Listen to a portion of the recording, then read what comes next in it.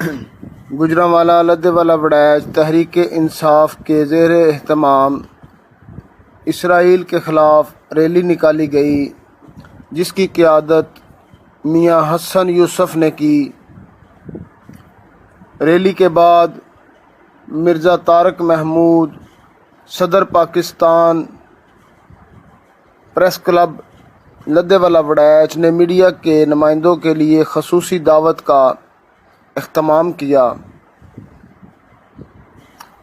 جس میں doctor Khawar Ansari, chairman Pakistan news HD 24 اور Syed Malik Shah Bukhari, divisional bureau chief AP news, جناب ساجد اولکھ، سید فخر، فیصل شاہ، ڈاکٹر تنویر حسن، جناب محسن اور دیگر صحافیوں نے شرکت کی۔